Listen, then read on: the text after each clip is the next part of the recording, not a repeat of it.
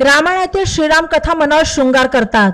मनाने शृंगार केला की राममय होण्याचा परमानंद प्राप्त होतो आणि राममय झाल्यास जीवनातील सर्व दुःख, संकटे आणि समस्या आपल्यापासून दूर पळतात, असे श्रीमान गौरांग प्रिय प्रभूजी यांनी मोठ्या आत्मविश्वासाने सांगितले. पाईपलाईन रोडवरील कादंबरी नगरीत इस्कॉन मंदिरात सुरू असलेल्या श्रीराम कथा महोत्सवाचे तृतीय पुष्प घुमताना ते बोलत होते. व्यासपीठासमोर इस्कॉन मंदिराचे व्यवस्थापक श्री गिरिवरधारी प्रभूजी यांच्यासह उपनगरांमध्ये स्त्री पुरुष भक्तगण मोठ्या संख्येने विराजमान झाले होते. शरीराच्या बाह्यांगावर शृंगार करण्यासाठी महागडी वस्त्र, आभूषणांच्या हौसेने खरेदी केली जाते, मात्र अंतर्मनावर शृंगार करण्याचा विचारही केला जात नाही. परिणामी शृंगार केलेल्या शरीरातील मन दोलायमान, स्वार्थी आणि कपटी असते, असे यावेळी पुढे बोलताना गौरांगप्रिय प्रभूजी यांनी सांगितले. पाहूया श्रीमान गौरांगप्रिय प्रभूजी यांचे व्याख्यान. हरे कृष्ण. ओम ज्ञानतिमिरान्धस्य बोलिए ज्ञानाञ्जनशलाकया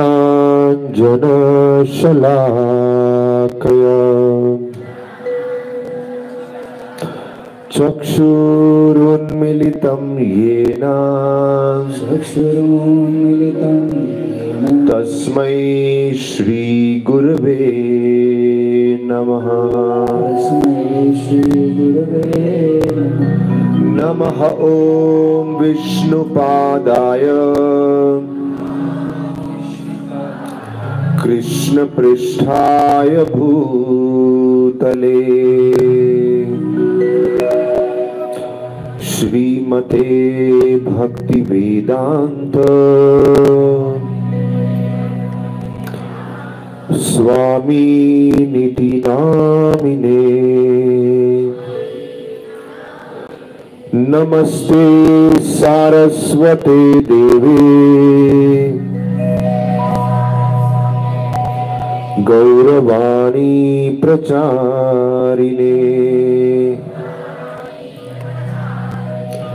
निर्विशेष शून्यवादी पाश्चात्य देशतारिणे.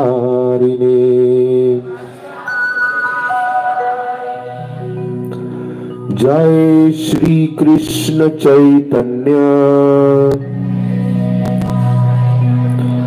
प्रभु नित्यानंद श्री अद्वैत गदाधर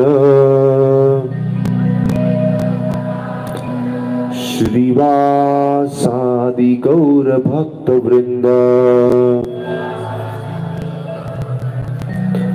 हरे कृष्ण कृष्ण कृष्ण हरे हरे हरे राम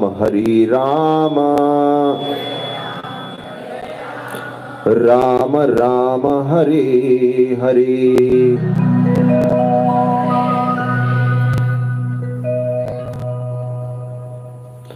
श्री रामचंद्र भगवान की.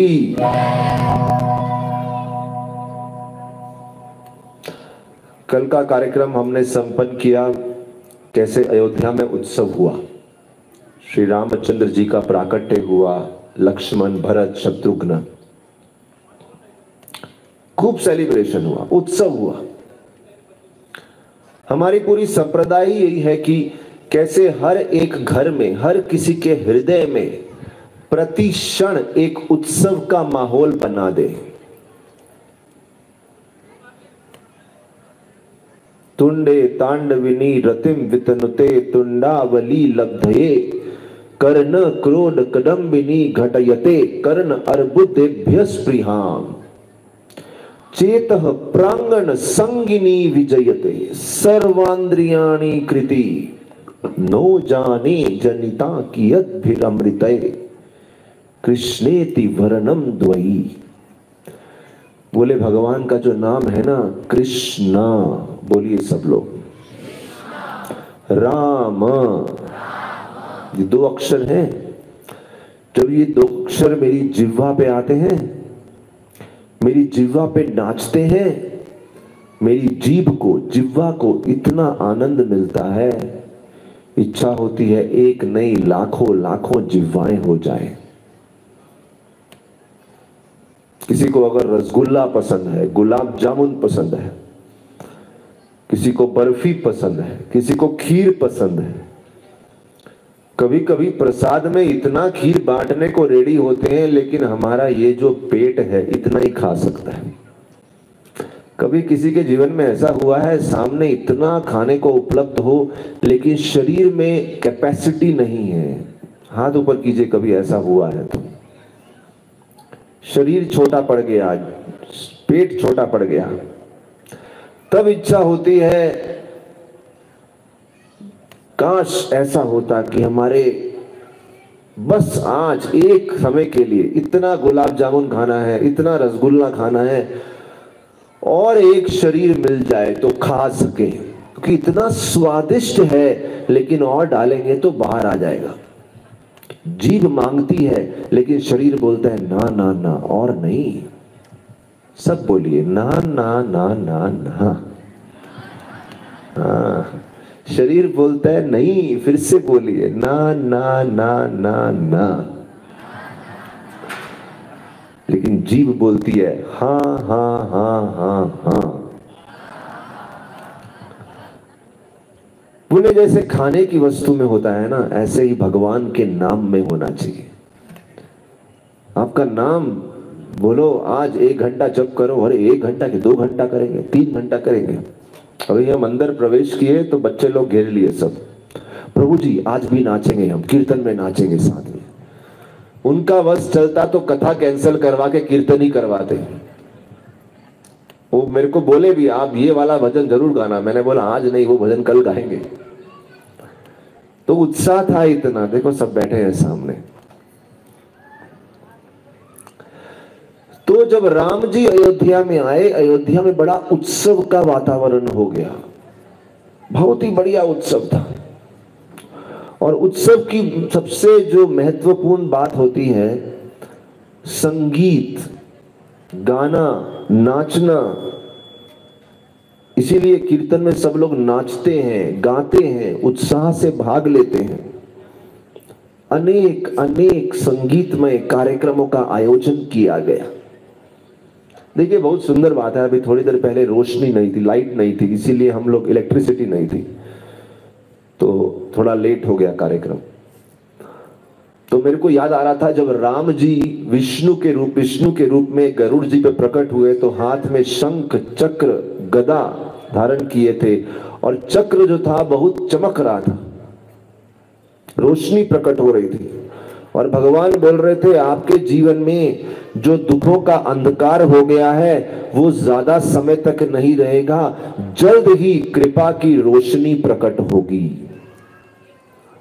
और आपके जीवन में आशा आएगी, आपका भविष्य उज्जवल हो जाएगा, सारा अंधकार चले जाएगा। चिंता मत करो, बस धैर्य रखो और जैसे मैं कहता हूं वैसा करो। फॉलो द इंस्ट्रक्शंस, आदेशों का पालन करो और धैर्य रखो। और वो हुआ, राम जी आए, खूब उत्सव हुआ, खूब संगीत, जगह जगह पे कहीं संगीतमय कार्यक्रमों का आयोजन किया गया। देवता लोग ऊपर से पुष्प वर्षा करने लगे। अनेक लोग अनेक राज्यों से अयोध्या में आके दशरथ महाराज को बधाई देने लगे, अनेक गिफ्ट लेके आए। वो लोग अयोध्या में लेके आए और दशरथ महाराज बदले में बहुत सारे गिफ्ट बांट रहे थे। यहां तो पता नहीं क्या प्रथा है, मुंबई में ऐसी प्रथा है, बच्चे लोग अपना जन्मदिन मनाते हैं, लोग उनके लिए गिफ्ट लेके आते हैं और बदले में वो रिटर्न गिफ्ट देते हैं कि हमारे घर इतने अतिथि आए, हमें भी कुछ देना चाहिए। लेकिन दशरथ महाराज की खुशी इतनी थी, 7 वर्षों के लिए उन्होंने ऐलान कर दिया कि वो किसी से भी टैक्स नहीं लेंगे।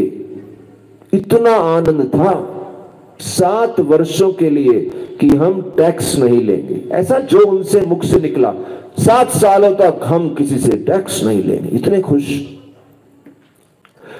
7 वर्षों तक किसी को दंड नहीं दिया जाएगा। अस्त्रों का प्रयोग नहीं होगा। तिजोरी खोल के रख दी, बोली मेरी तिजोरी हमेशा खुली रहेगी, जिसको जो चाहिए लेके जाओ। बहुत सुंदर बात है, ये तभी बोल सकते हैं आप, मालूम है सामने वाले लोग संतुष्ट हैं। चोर डाकू नहीं बैठे, खोल दिया, लेके जाओ जो चाहिए।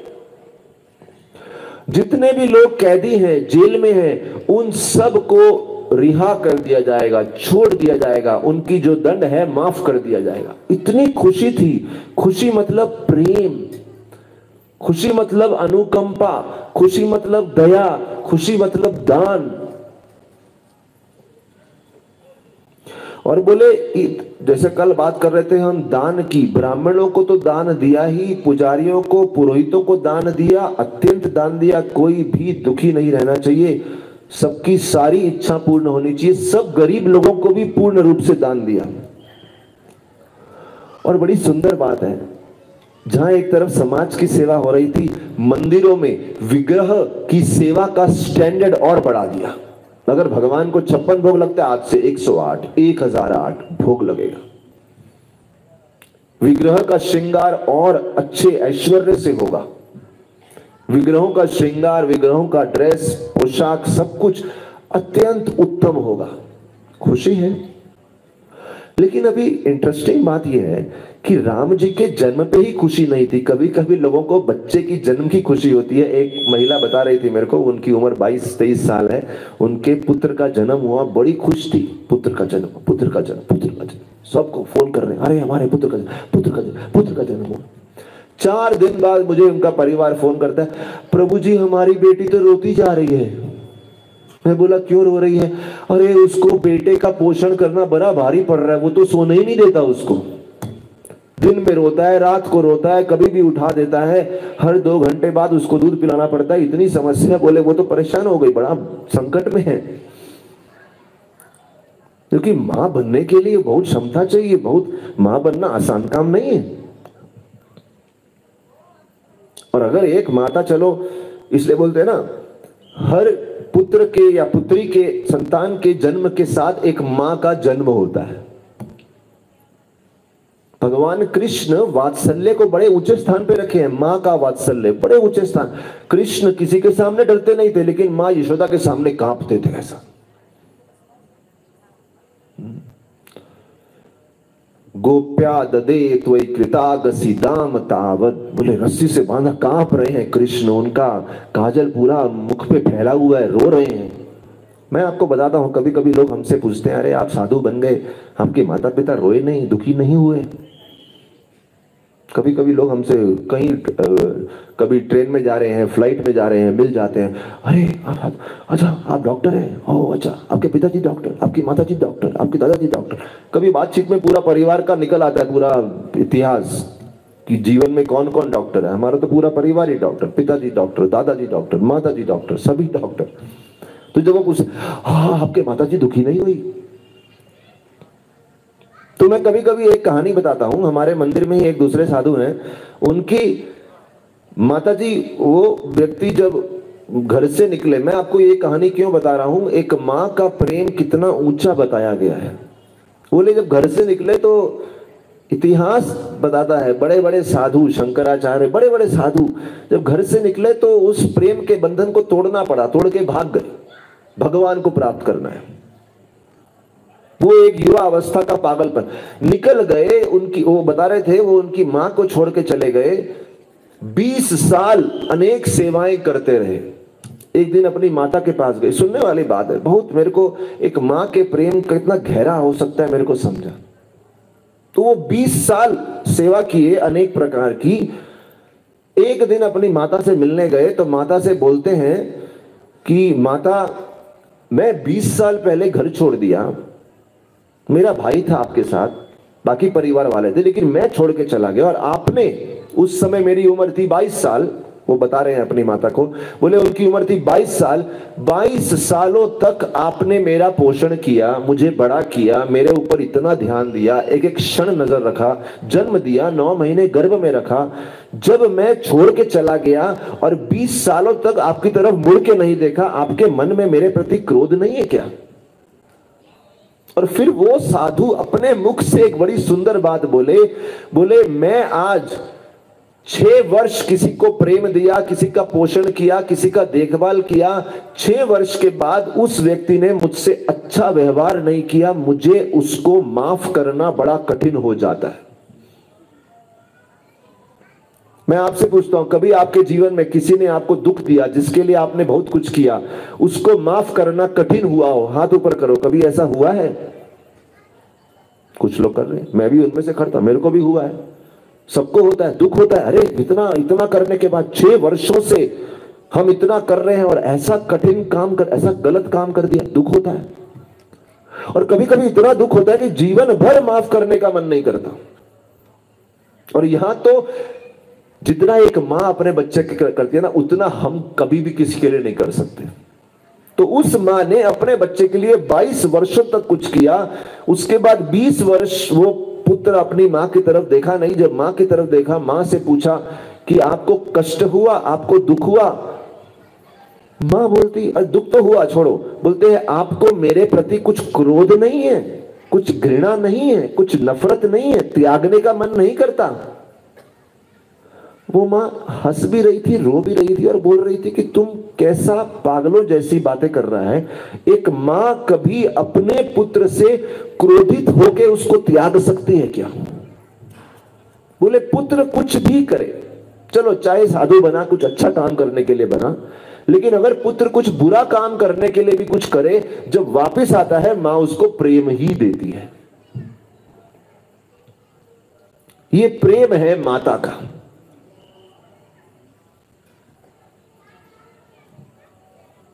लेकिन हम माता के प्रेम पे क्यों आ गए? मैं क्या बता रहा था आपको?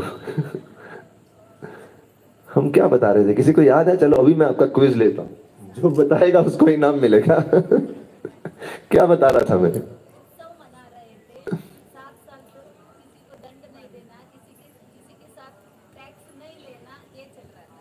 उसके बाद भी कुछ तो बताया।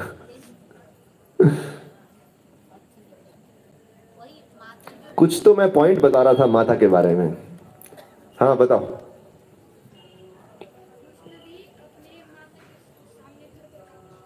हाँ, कृष्ण भी अपनी माता के सामने थर थर कांपते थे। Very good, very good. आप दोनों सही हैं, लेकिन मैं कुछ और ही था। कहां पे था मैं भूल गया। एनीवे, जो दोनों बोले सबके लिए तालियां हो जाए। कुछ तो मैं अयोध्या के संदर्भ में बता रहा था। होता है कभी कभी, ठीक है। तो उन्होंने सेवा इतना किया, इतना दान दिया, अयोध्या इतनी खुश थी, अयोध्या इतना आनंद था उसमें। तो जब व्यक्ति खुश होता है वो बांटता है, और वो अच्छा एक और चीज है बड़ी सुंदर बात, जब आप बांटते हैं ना, तो बांटते समय बड़ा एक फायदा होता है। एक सज्जन ने अपनी विवाह में, मुंबई में विवाह किया, उसने 10 करोड़ का खर्चा किया एक विवाह में, 10 करोड़ का। तो मैं सोच रहा था क्या किया उस व्यक्ति ने, क्या खर्चा किया? उसने सबसे महंगा ग्राउंड बुक किया, सबसे महंगा उधर कैटरिंग किया, सब कुछ किया। लेकिन जो लोग आते हैं ना, कुछ लोग तो प्रेम से आशीर्वाद देके जाएंगे, लेकिन कुछ लोग बोलते हैं ना बुरी नजर लगेगी। क्योंकि जब आप इतना ऐश्वर्य दिखाते हैं तो कुछ ना कुछ लोगों के मन में जलन होती है, अगर ये इतना कर रहे हैं तो हम क्यों नहीं कर सकते? इनके पास इतना क्यों है, इनकी कोई हानि होनी चाहिए। ये जलन स्वाभाविक मनुष्य में होती है, कोई भी बद जीव में ये होती है। तो दशरथ महाराज को मालूम था, अगर मेरे जीवन में इतना सुख आया है, इतना आनंद आया है, इतना आनंद आया है, इस आनंद में ताकि सबका आशीर्वाद बना रहे, बुरी नजर ना लगे, उसका एक ही तरीका है, इस आनंद को दूसरों के साथ बांटो। जितना मेरे पास है उतना ही सबको दो, सबको उस खुशी में सम्मिलित करो, सबकी प्रचुर मात्रा में सेवा करो, तब किसी की बुरी नजर कोई जलेगा नहीं, किसी का कुछ बुरा प्रकोप नहीं लगेगा। इस प्रकार से अयोध्या में आनंद हुआ। और फिर जब 11 दिन हो गए बालकों को, उस समय वशिष्ठ ऋषि आए और बोले अब हम बच्चों का नामकरण संस्कार करेंगे। जब नामकरण संस्कार की बात आई, उन्होंने सभी बालकों को बड़े नजदीक से देखा। पहले सबसे बड़े बालक के पास गए और देखा, और बालक को देखते समय उनके मां के गुणों पे विचार करने लगे। और मां के गुणों पे विचार किया। उनको मालूम था ये बालक बड़े होके वही गुण लाएगा जो इनके माता के गुण हैं। पिता के तो गुण सब में हैं, लेकिन तीनों अलग अलग माताओं से जन्मे हैं, चारों। तो इसलिए मां के गुण पे भी ध्यान दिया और सोचे सबसे पहला अमृत कौशल्या को दिया था। कौशल्या सर्व सभी गुणों से संपन्न है। देखो, दशरथ महाराज, जैसे हम बताए, उनकी 353 पत्नियां थी, उनमें से सबसे ज्यादा समय वो कैकेयी से बिताते थे। कौशल्या ने कभी कंप्लेन नहीं किया। कौशल्या को था हमेशा दशरथ महाराज को सुखी रखो, जो उनकी इच्छा है वो करो। तो जब ये मन में था उनके, सबको सुखी रखो, सबको खुश रखो, सबको आनंद में रखो, वशिष्ठ ने सोचा इनका जो बालक है ना, इसका भी यही स्वभाव होगा, खुद त्याग करके दूसरों को प्रसन्न करेगा। और क्योंकि ये बालक सबको आनंद देगा, इस बालक का नाम होगा राम। सब बोलिए राम। राम मतलब आनंद के स्रोत। जोर से बोलिए राम। आनंद के स्रोत, सबको आनंद देंगे। फिर उसके बाद दूसरे, और जब उन्होंने राम बोला ना, सबको ऐसा लगा जैसे वशिष्ठ ने राम नहीं बोला है। ये बालक की कृपा से राम नाम कहीं से तो आया और वशिष्ठ की जीवा पे प्रकट हुआ, जैसे नाम ने अपने आप को चुना है कि हाँ, मैं, इसका नाम राम होगा, मैं होगा नाम ने चुना है। ऐसा नहीं वशिष्ठ ने चुना है, भगवान ने इच्छा रखी है। भगवान को कौन नाम दे सकता है? देखिए, नामकरण एक बड़ी अद्भुत चीज है। नामकरण एक सुंदर संस्कार है। और नामकरण मतलब नाम व्यक्ति के गुणों को दर्शाना चाहिए। जैसे हमने बताया, रावण मतलब जो दूसरों को रुलाता है। कुंभकर्ण मतलब जिसके बड़े कुंभ जैसे कान हैं। आगे चल के हम चर्चा करेंगे। यहां बना नाम रावण। दूसरे बालक की तरफ देखा, बोले इनकी माता कैकेयी ने अमृत ग्रहण किया राम के, कौशल्या के अमृत ग्रहण करने के एकदम बाद। और क्योंकि उन्होंने कौशल्या का अनुसरण किया, अनुकरण, उनको उनके पद चिन्हों पर चल के उनको फॉलो करना, इसलिए इनका जो पुत्र होगा वो भी राम जी के जैसे, जैसा राम करेंगे उनके पीछे पीछे चलेगा, सेवा भाव में, जिम्मेदारी लेने में। और जैसे राम पूरे अयोध्या की जिम्मेदारी लेंगे, भरत भी उस दूसरा पुत्र भी उस जिम्मेदारी में पूरा सहयोग देगा। और क्योंकि ये जिम्मेदारी लेगा, भार सर पे उठाएगा, इसलिए इसका नाम होगा, बोलिए, आप लोग कीजिए नामकरण, बोलिए जोर से, भरत नाम होगा, जो जिम्मेदारी लेगा। बड़ी सुंदर बात है। देखिए, राम जी 14 वर्ष वनवास में गए, भरत ने अयोध्या की ऐसी जिम्मेदारी ली कि राम जी जितना धन छोड़ के गए थे, भरत जी ने अयोध्या का धन 10 गुना बढ़ा दिया। और इस जगत में जो जिम्मेदारी लेता है, बदले में सुविधाएं, ऐश्वर्य भी मांगता है। मैं जिम्मेदारी लूंगा, बदले में क्या देंगे मेरे को? सुविधा मांगता है, ऐश्वर्य मांगता है, धन मांगता है, पदवी मांगता है, गद्दी मांगता है। भरत ने गद्दी नहीं मांगी, पदवी नहीं मांगी, स्थान नहीं मांगा, ऐश्वर्य नहीं मांगा, सुविधाएं नहीं मांगी। जितना तपस्या राम की है उनसे ज्यादा तपस्या भरत ने की, लेकिन जिम्मेदारी राम से भी ज्यादा उठाई। बोलो भरत महाराज की। कृपया ये समझिए, अगर जो लोग रामायण पढ़ते हैं, एक बड़ा सुंदर किसी ने लिखा है, जब से रामायण पढ़ ली है एक बात मैंने समझ ली है, दुनिया चले ना श्री राम के बिना, राम जी चले ना हनुमान के बिना। मुक्ति मिले ना श्री राम के बिना, भक्ति मिले ना हनुमान के बिना। तो इसी प्रकार से जब से रामायण पढ़ ली है, हम समझ गए हैं भरत जी के व्यक्तित्व को और इस भाव को समझ गए हैं, जीवन में जिम्मेदारी लो, भार उठाओ, भार के बदले में अत्यंत सुविधाएं मत मांगो। बेसिक जरूरतें सबको चाहिए, बेसिक जरूरतें चाहिए। ऐसा नहीं कि अभी आज की डेट में अपने शरीर को, अपने मन को, सब कुछ देखते हुए सुविधाएं चाहिए, लेकिन फिर भी अत्यंत भूख लालच नहीं होनी चाहिए सुविधाओं के लिए। नाम बना भरत। कुछ लोग तो रामायण सुनाते हैं, बोलते हैं पूरी रामायण भरत की कहानी है।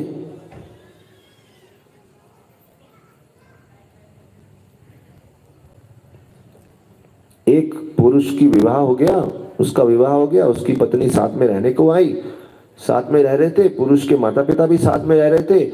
एक दिन उनकी माता कहीं तो तीर्थ यात्रा चली गई, 6 महीना तीर्थ करके आई। पीछे से उनकी बहू सोच रही थी अकेले रहने में कितना आनंद है ना, वापिस नहीं आनी चाहिए अभी वो, क्योंकि जो उसने अकेले रहने का मजा चख लिया, पहले वो मजा चखा नहीं था, लेकिन अब उसको जो इंडिपेंडेंट स्वतंत्र रहने का मजा चख लिया, अभी वापिस ना ही आए तो अच्छा है।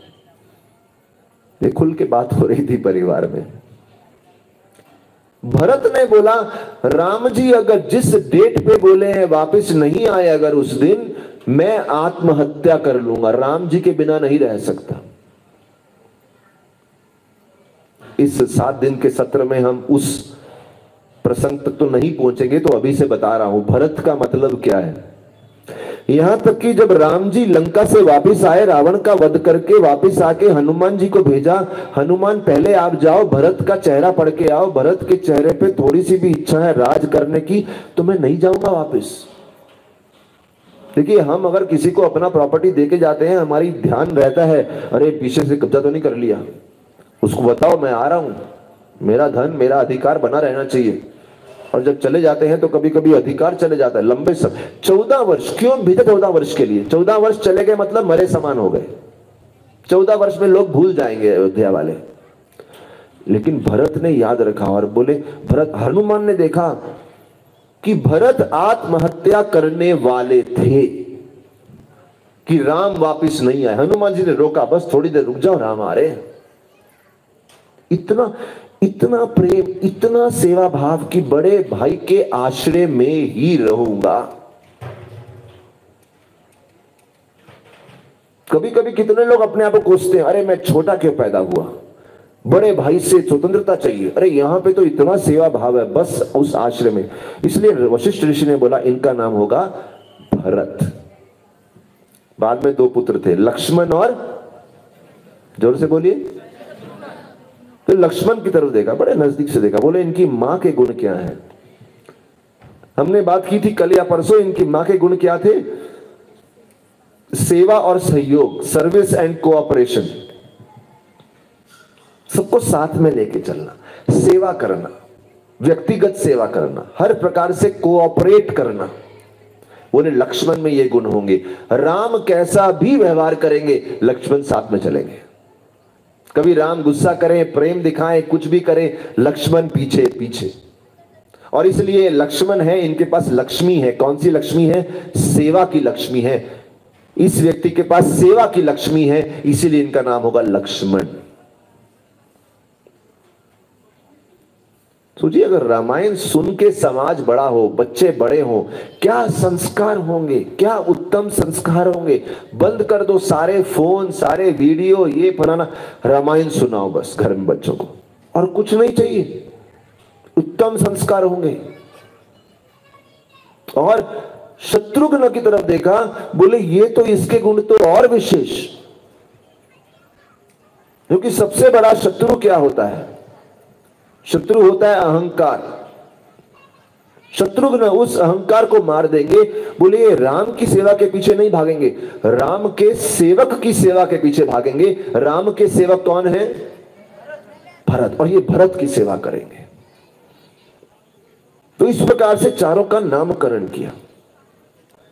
बोले शत्रुघ्न को बहुत इच्छा होगी राम के साथ रहना, राम को देखते रहना, राम का सौंदर्य इतना है, राम के गुण इतने हैं, राम का चरित्र इतना सुंदर है, राम की मित्रता इतनी सुंदर है। लेकिन उसको राम जी को छोड़ के राम के सेवक भरत के साथ रहेंगे, अपनी सारी इच्छाओं का त्याग करके एक भक्त की सेवा करेंगे। भगवान की नहीं, भगवान के भक्त की सेवा करेंगे। और इसलिए ये और उत्तम हो गए चौथे भाई। वशिष्ठ ऋषि ने सबका नामकरण किया। तो यहां बताते हैं ये जो संस्कार है बचपन के, जब माता गर्भवती रहती है या बच्चे के जन्म के बाद जो संस्कार है, ये बच्चे के मन पे एक बहुत गहरा इंप्रेशन डालते हैं और बहुत फर्क पड़ता है। बच्चे की माता गर्भवती परिस्थिति में या जिस भाव में संतान को धारण किया है, उस समय क्या भाव मां के मन में रहते हैं, वही भाव संतान के मन में रहते हैं। इसलिए बहुत जरूरी है उस समय विशेष रूप से माता के भाव उत्तम होने चाहिए। और गीता में तो लिख दिया, बोले अगर महिलाएं उनके भाव दूषित हो गए, स्पष्ट पहले अध्याय में आता है गीता में, पूरे की पूरी जो प्रजा है ना सब दूषित हो जाएगी, क्योंकि जितने भी संतान जन्म होगा सब दूषित भावों वाले होंगे। क्यों? क्योंकि महिला का मन दूषित था जब पुत्र पुत्री को गर्भ में धारण किया। इसलिए अर्जुन बोलते हैं कृष्ण को, महिलाओं की सुरक्षा करना बहुत जरूरी है अगर एक अच्छी प्रजा का निर्माण करना है। 5 चीजें हैं बहुत जरूरी है। महिलाओं की रक्षा करना, ब्राह्मणों की रक्षा करना, ब्राह्मण मतलब शिक्षक, बहुत ध्यान, मैं केवल जन्म के ब्राह्मण नहीं बोल रहा, शिक्षकों की रक्षा करना, बच्चों की रक्षा करना। इतना बढ़िया स्कूल खोला है यहाँ पे, क्यों? बच्चों को संस्कार देने के लिए। तो बच्चों को संस्कार दो, महिलाओं को संस्कार दो, शिक्षकों की रक्षा करो, उनकी पवित्रता बनी रहनी चाहिए, गौ माता की रक्षा करो और वरिष्ठों की रक्षा होनी चाहिए। सभी एक सिंपल सी बात है। ये कथा हो रही है, चेयर लगा के रखा है, कुर्सी लगाया है, क्यों? अगर कुछ लोग जमीन पे नहीं बैठ सकते, कुर्सी पे बैठिए। एक छोटा सा केयर है, देखभाल है। ऐसी अगर कोई वरिष्ठ है, कोई उम्र है या शरीर से कोई कष्ट है, उसका देखभाल करना, तो ऐसे अगर 5 तत्वों का अच्छे से देखभाल होगा, वो समाज बहुत प्रगति करेगा, बहुत प्रगति करेगा। दुनिया में 1000 चीजें हो, आपको लगेगा अरे भक्ति की प्रगति कैसे होगी, लोगों की रक्षा कैसे होगी। अगर कहीं पे कृष्ण भक्ति का भी प्रचार करना ना, इन 5 तत्वों पे ध्यान दो, समाज में ऐसे प्रगति होगी, लक्ष्मी का आगमन होगा, हर प्रकार से सहयोग होगा, हर प्रकार से लोगों का आकर्षण होगा। ये 5 तत्वों की रक्षा हो रही है। मैं कुछ लोगों को जानता हूं, कुछ सज्जन हैं, गुजरात राजस्थान से मुंबई में रहते हैं, पिछले 40 साल से रह रहे हैं, उनकी उम्र 60-65 साल है। एक दिन नहीं गया जब वो गौशाला में जाके गौ सेवा ना करके आए। सुबह उठेंगे, 40 साल से एक ही नियम है उनका, सुबह उठेंगे, शिव जी के मंदिर या जो भी मंदिर जाते हैं वहां जाएंगे, अपनी कुल देवी को प्रणाम करेंगे, अपने वरिष्ठों के चरण स्पर्श करेंगे, गौशाला जाएंगे, सेवा करके आएंगे, बच्चों को साथ लेके जाएंगे गौशाला। 40 इयर्स, 40 साल से एक ही नियम है, मैं देखता हूं। और इसीलिए आज अगर उनको बोलो हरे कृष्ण महामंत्र का जप करो, बड़ी आसानी से करते हैं। क्यों? इतनी पवित्रता कहां से आई? अरे 40 साल की सेवा है गौ माता के प्रति, पवित्रता तो आएगी ना। जहां जहां पे गौ रक्षा हुई है, चाहे महाराष्ट्र हो, गुजरात हो, राजस्थान हो, कोई भी जगह हो, उस जगह पे स्वाभाविक राम और कृष्ण के प्रति आकर्षण होता है। बोलो गौ माता की, गौ माता की। तो चाहे जन्म देने वाली माता हो या गौ माता हो, पूर्ण रूप से रक्षा करो। यहां पे देखते हैं उन महिलाओं के संस्कार की वजह से बच्चों के संस्कार कितने अच्छे होने वाले हैं। दूसरी तरफ मैं थोड़ा सा संस्कार में बताना चाहूंगा। लंका में झांक के देखिए, लंका में क्या हुआ। वो एक 3 भाई थे, सुमाली, माली और एक और नाम था। वो उनकी पुत्री थी कैकसी। उनको बोल दिया गया आप विश्रावस से विवाह करो, इतना उत्तम ब्राह्मण है, आप राक्षस कुल से हैं, तो हमें एक ऐसे राक्षस का जन्म होगा जिसके अंदर ब्राह्मण की शक्तियां होंगी और राक्षस का अत्याचारी स्वभाव होगा। क्या सुंदर बात है, क्या मूर्खता वाली बात है। बोला आप विवाह करिए। और पता नहीं हम कल या परसों चर्चा किए कि नहीं इस बात पे, कैकसी जब उनके पुत्र का जन्म हुआ, बचपन से ही उनके अंदर संस्कार क्या डाले, क्योंकि जन्म दिया ही इस भाव से था, अत्याचार करेंगे। जब उनके पति को मालूम चला कि इस महिला में ऐसे भाव हैं, पति को बड़ा दुख हुआ कि हमसे रिश्ता बनाया इस भाव से। बड़ा दुख होता है ना जब कोई आपसे रिश्ता बनाए, आपसे दोस्ती बनाए, बाद में आपको समझे इनके मन में कुछ तो खोट था, इनके मन में कुछ स्वार्थ था, इनके मन में कोई दूषित भाव था। बहुत दुख होता है। आप सब कुछ दे दो। कोई तो किसी जगह पे लिखा था, बोले आजकल दुनिया में एक गिरगिट, कितने लोग समझते हैं गिरगिट क्या होता है? सुना है? गिरगिट एक ऐसा चिकली जैसा होता है जो रंग बदलता है। क्या बोलते हैं मराठी में? सरडा, सही बोला सरडा। तो वो रंग बदलता है। बोले गिरगिट को भी आज के दिन में डिप्रेशन, तनाव आ जाता है जब वो देखता है इस दुनिया के मनुष्य किस तेजी से रंग बदलते हैं। गिरगिट भी तनाव में, सरडा भी तनाव में चले जाता है। बोले कितना रंग बदलते हैं ये लोग, आज कुछ बोलते हैं, कल कुछ बोलते हैं, परसों किसी का भरोसा ही नहीं कर सकते। बोले पहले मैं सोचता था कि मैं रंग बदलता हूं, और ये लोग क्या रंग बदलते हैं। रंग बदलने में बहुत तेज है। तो कैकेयी ने रंग बदला, शादी के बाद कुछ और रंग दिखा दिया। कभी पुरुष हो या महिला, शादी के बाद कोई और रंग दिखे, बड़ा दुख होता है। अरे जीवन भर का रिश्ता बांधा है और अभी क्या हो गया, क्या सोचा था और क्या रिश्ता निकला। कितनी शादियां टूट जाती हैं आजकल। विश्रावस ने शादी नहीं टूटी, श्राप दे दिया। बोले तुम्हारे जो पुत्र होंगे ना ऐसे भयंकर राक्षस, तुम्हें भी शर्म आएगी उनकी मां बनने की। उन्होंने गिड़गिड़ाई, नहीं नहीं नहीं मुझे माफ करो। बोले उस तुम्हारा एक पुत्र होगा, वो अच्छा भक्त होगा। तो हम सब जानते हैं कैकेयी ने रावण को जन्म दिया, कुंभकर्ण को जन्म दिया, शूर्पणखा को जन्म दिया, और एक, सब बोलिए जोर से, जोर से बोलिए, एक बार और जोर से, ये लोग कैमरा की आपकी तरफ, जोर से बोलिए। हाँ, विभीषण। बोलो विभीषण महाराज की।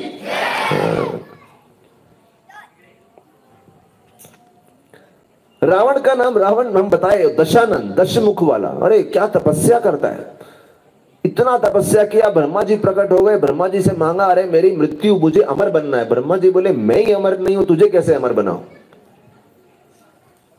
तो बोले ठीक है, हाँ ऐसा आशीर्वाद दे दो मुझे, कोई गंधर्व, कोई देवता, कोई राक्षस, कोई सर्प, कोई जाति का कोई मार ना पाए। सब बोल दिया, लेकिन ब्रह्मा जी ने ऐसा मोहित किया उसे, वो ये नहीं बोल पाया कि मनुष्य और वानर ना मार पाए। आप चीटिंग नहीं कर सकते, दुनिया को चीट करो, भगवान को चीटिंग नहीं कर सकते, देवताओं को चीटिंग नहीं कर सकते। करो जितना चीटिंग करना है दुनिया को, लेकिन भगवान गीता में बोलते हैं सभी चीटिंग करने वालों में मैं सबसे बड़ा चीटर हूं। और रावण ने सोचा कि अरे इनको मूर्ख बनाऊंगा, ठीक है, इनको समझेगा ही नहीं, इससे नहीं मरना, इससे नहीं मरना, इससे, हाँ बोल, जो बोलना है बोल, अंत में तेरी मृत्यु तो होगी। कुंभकर्ण, कान है कुंभ जैसे, क्या फायदा? अरे कान बड़े हो तो सही, ज्ञान सुनना चाहिए, ज्ञान तो सुनने में कोई रुचि नहीं है। बोले जिसके कान कथा ज्ञान नहीं सुनते, वो छेद जो है वो सांप के छेद जैसे हैं, गंदगी जाती है अंदर। हजार विषय सुनते हैं, कृष्ण कथा नहीं सुनते। मानना पड़ेगा, माताओं को इतनी संख्या में आती है, सबके लिए आज फिर से तालियां हो जाए। लेकिन शायद माताओं के लिए तालियां बजाई तो सब आ गए, आज माताएं पुरुषों के लिए तालियां बजाइए तो पुरुष भी आ जाएंगे। काफी तो आ गए हैं, और संख्या में आने चाहिए। कान, कुंभकर्ण, कुंभ जैसे कान है, अरे लेकिन वो ज्ञान तो जा नहीं रहा अंदर। कुंभकर्ण बोले अरे मुझे क्या चाहिए, निर्देवत्वम, कोई देवता का मेरे ऊपर कंट्रोल ना हो। ब्रह्मा जी ने सरस्वती को बिठाया उसकी जीवा पे, वो बोल दिया निद्रत्वम, सुला दो मेरे को। बोलना था निर्देवत्वम, निकल गया निद्रत्वम। और बोलते हुए उसे समझा नहीं मैं क्या बोल रहा हूं, फटाफट बोल दिया निर्देवत्वम, निर्देवत्वम इत्यादि इत्यादि। इंद्रासन, सरस्वती ने सब बदल दिया। जब सब मुख से निकल गया, निकलने के बाद उसको एहसास हुआ रे मैंने क्या बोल दिया, और उससे पहले ब्रह्मा जी ने बोला तथास्तु। क्योंकि ब्रह्मा जी को मालूम था अगर ये जागता रहेगा तो सारी सृष्टि खा जाएगा, इतना बड़ा है। क्योंकि कुंभकर्ण जब सोता था तो उसको जगाने के लिए उसके शरीर के ऊपर अनेक हाथी, अनेक रथ, अनेक घोड़े दौड़ाने पड़ते थे। और कभी कभी सैनिक लोग आते थे और अपना त्रिशूल लेके उसको बार बार मारते थे, तब भी उसको लगता था कोई तो चींटी काट रही है। इतना सोता था, उसको उठाना कठिन था। बोले आज के जगत में लोग इतनी गहराई में सोए हुए हैं, जीवन भर कथा सुनने के बाद तब कुछ ज्ञान अंदर जाता है। ओ अच्छा अच्छा अच्छा अच्छा, कुछ समझ में ही नहीं आता। गहरी नींद में आध्यात्मिक रूप से सोए हुए हैं, किसी को कुछ समझ में नहीं आता।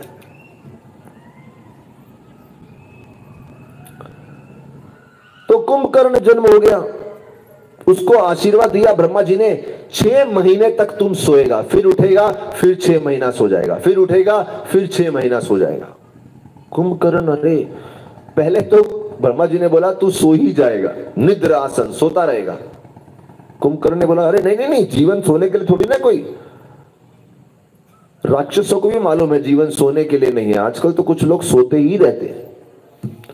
उन्होंने बोला ठीक है आप 6 महीना सोएंगे फिर उठेंगे। लेकिन अब बात आती है विभीषण की, मैं इस पे जोर डालना चाहूंगा। विभीषण से जब बोला तुझे क्या चाहिए, विभीषण ने बोला मुझे भगवान की शुद्ध भक्ति चाहिए। तो जैसे ही उन्होंने बोला, रावण और कुंभकर्ण ने बोलना शुरू किया, अरे मूर्ख प्राणी, ये तो क्या मांग रहा है तू? राक्षसों के कुल पे कलंक है, धब्बा है। इतनी बड़ी हस्ती ब्रह्मा जी आए हैं, तुझे आशीर्वाद दे रहे हैं और तुम मांग नहीं सकता? तुम्हें कुछ शर्म नहीं है, लज्जा नहीं है? दुनिया क्या बोलेगी, हमारा भाई इतना डरपोक निकला, भक्ति मांग रहा है। अरे हम तो किसी के सामने सर नहीं झुकाते, और तू बोल रहा है शुद्ध भक्ति, जीवन भर के लिए सर झुकाएगा? बहुत शर्म की बात है। अभी यहां 2 बातें आती हैं।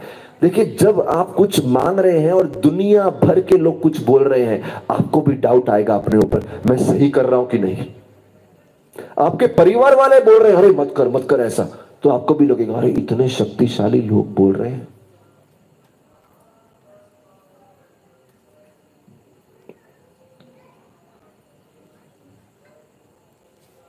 आपको अपने मार्ग पे अडिग रहने के लिए दुनिया के ताने सुनने पड़ेंगे, और दुनिया के ताने को सुन के भी कान बंद करने के लिए हिम्मत चाहिए, हिम्मत।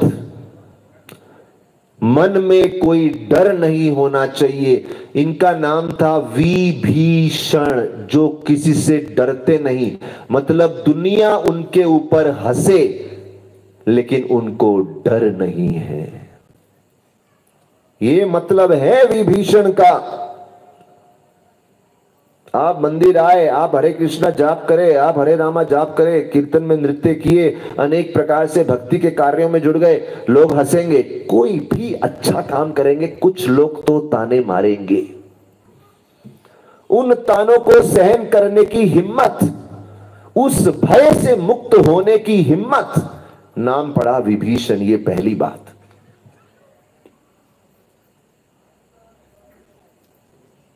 और दूसरा कारण विभीषण नाम पड़ने का क्या था?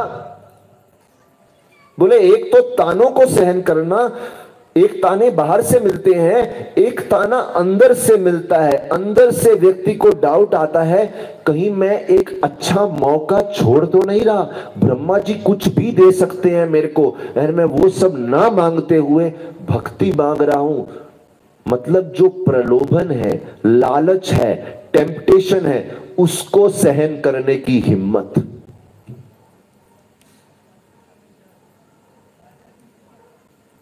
क्योंकि विभीषण में यह हिम्मत थी, इसीलिए नाम पड़ा विभीषण। 2 हिम्मत थी, अंदर की लालच सहन करो और दूसरों के तानों को सहन करो, और डरो मत, अपने मार्ग पे अडिग रहने के लिए, अटल रहने के लिए, इसीलिए नाम पड़ा विभीषण। बोलो श्री रामचंद्र भगवान की जय। क्योंकि राम के नाम से ही तो ये शक्ति आती है, क्योंकि राम के नाम से ही तो इतना आनंद आता है। अब संस्कार देखिए, बात संस्कारों की हो रही है। यहां क्या संस्कार थे? पिता के आशीर्वाद से ये संस्कार आए। विश्रावस ने बोला था एक पुत्र भक्त होगा। तो जहां मैं माता की महिमा बता रहा था, पिता की महिमा बता रहा हूं। पिता के आशीर्वाद में बहुत शक्ति होती है, बहुत। अगर पिता एक सद्विचारों वाला है, उनके आशीर्वाद से कितना कल्याण हो जाता है। हम जितने लोग भक्ति मार्ग में लगे हैं, कभी कभी हम देखते हैं हमारा कोई गुण कहां से आया। जब पहली बार हम श्री प्रभुपाद जी की संस्था में जुड़े, श्री प्रभुपाद जी की संस्था में मैंने पहली बार एक किताब पढ़ी, उसका नाम था ईशोपनिषद। और जैसे ही उनके श्लोकों का उच्चारण शुरू हुआ, मैंने सुना ये तो कहीं सुना है मैंने। फिर ध्यान आया, मेरे पिताजी मेरे बचपन में प्रतिदिन सुबह हमारे उठने से पहले वो स्वयं ईशोपनिषद के श्लोकों का उच्चारण किया करते थे।